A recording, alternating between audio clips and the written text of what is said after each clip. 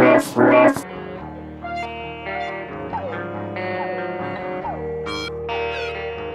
everybody, this is John from DROID.com.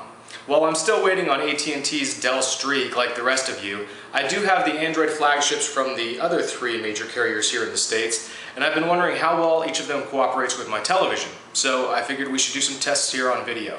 Let's get to it. Alright, first up is Samsung's Vibrant. And to turn on the TV out on this device, you go to Settings, Sound and Display. All the way down at the bottom of the list, you hit TV Out. You just check the box for TV Out. And then for TV system, it's either NTSC or PAL. Here in the States, we're NTSC. So that's good to go. All we have to do is plug in the appropriate cable.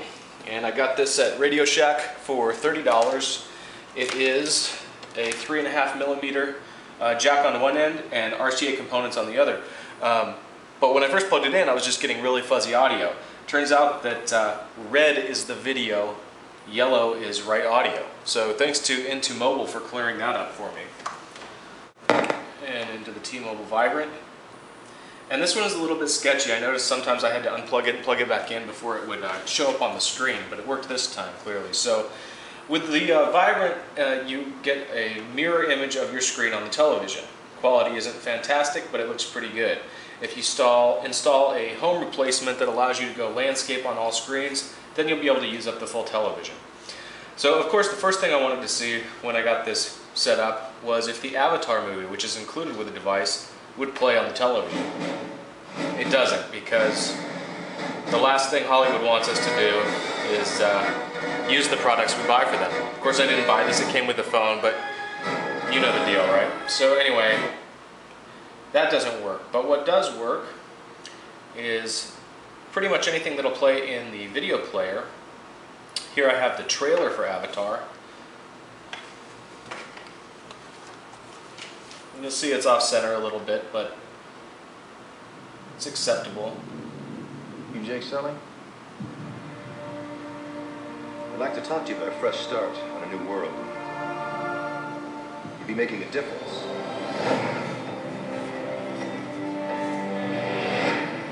I became a Marine for the hardship.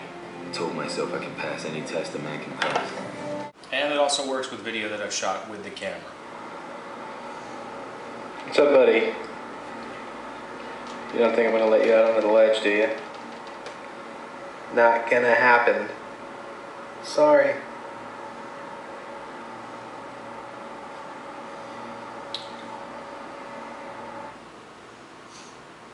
And if I go into my images, let's see here.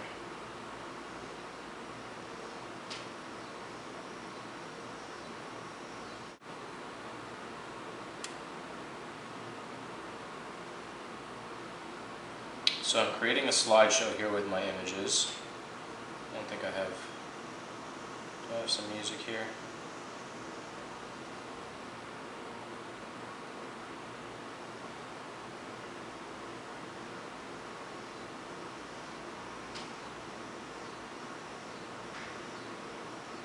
Select that.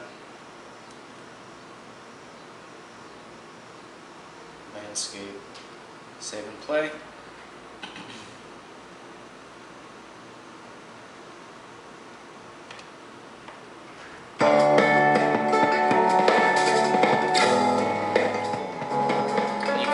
Slideshow is playing on the phone, but the audio is coming out of the television. A little disappointing.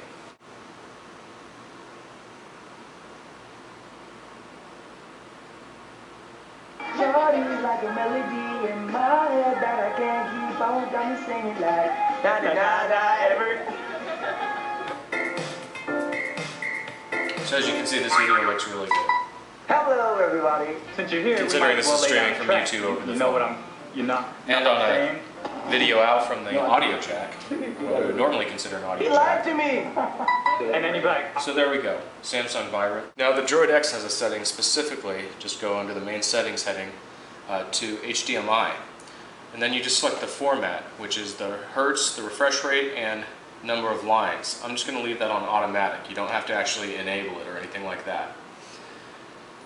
Now, the first thing I wanted to do, one of the main reasons I was out looking for a cable today, was because I downloaded a rental movie on the Blockbuster app that came bundled with DROID X. Cop out. And unfortunately, this won't play through the HDMI out port. It's copy protected. I paid for it, I rented it, thought I was going to be able to watch it on a big screen. I can't. But to be fair, even the cable box says, show off your HD videos and pictures on an HD TV when captured on and stored in your DROID X by Motorola Media Gallery using the standard HDMI cable. So, I don't know. I guess that's my fault for assuming I would be able to watch that. I can't. I've spoken with people who said any video that you can get to play in the native video player will work through the HDMI out port. Can you watch any big Hollywood movies legally that way? No. So, you know, that's a big detractor for me. But if you go into your gallery,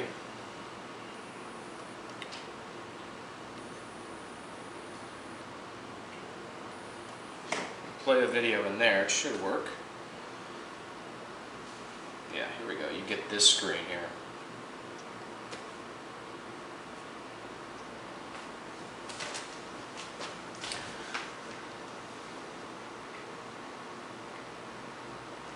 So, you know, I guess it's a nice feature to have, but if I just wanted to look at the videos that I've taken with the phone and the pictures that I've taken with the phone, I would transfer them through my PS3.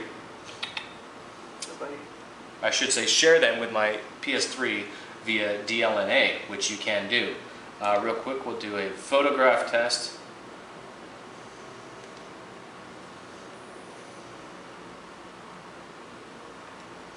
See, I didn't even have to create a slideshow on that. I'm busy. I just went into my photo gallery and I get this control buttons. And I can flip through them there.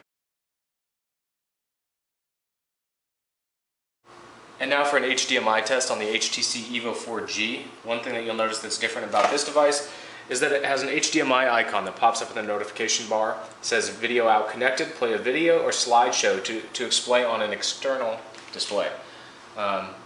Asks you what you want the resolution to be. I'm going to put it on automatic. And let's open up a video that I've taken on the phone.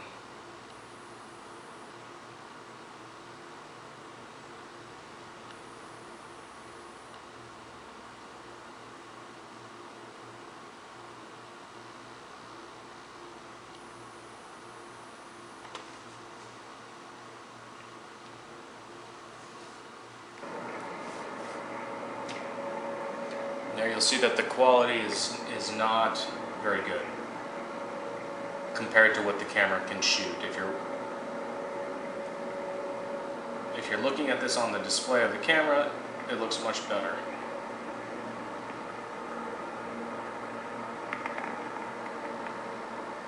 You can do the same thing with the other phones in terms of photos. Thankfully, it will automatically use all of your images for a slideshow if you don't feel like setting one up. So that works. What about YouTube?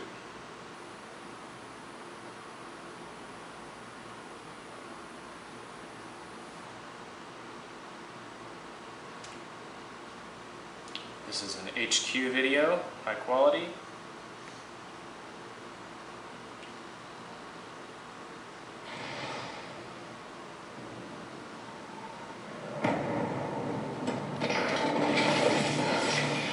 That's my television automatically adjusting the format. Way of Zerg advancing on his position.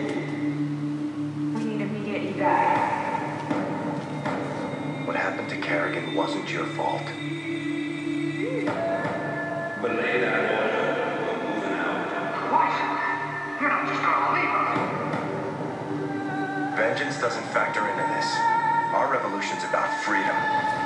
When you figure it out, let us know. We're waiting on you.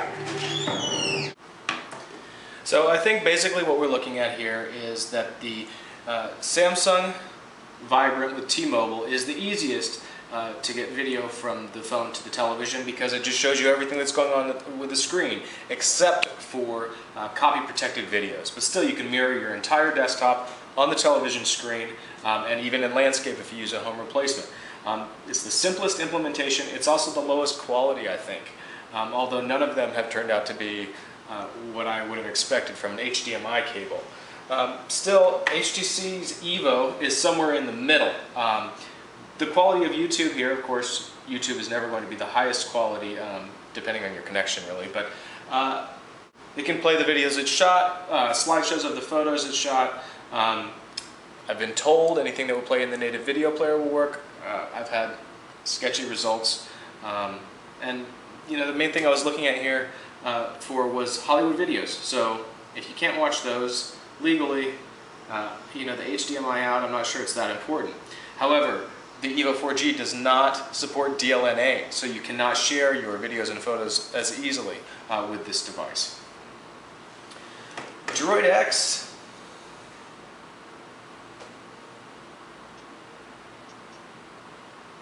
DROID X has DLNA, which makes for easy sharing, but you cannot mirror the desktop or watch YouTube videos.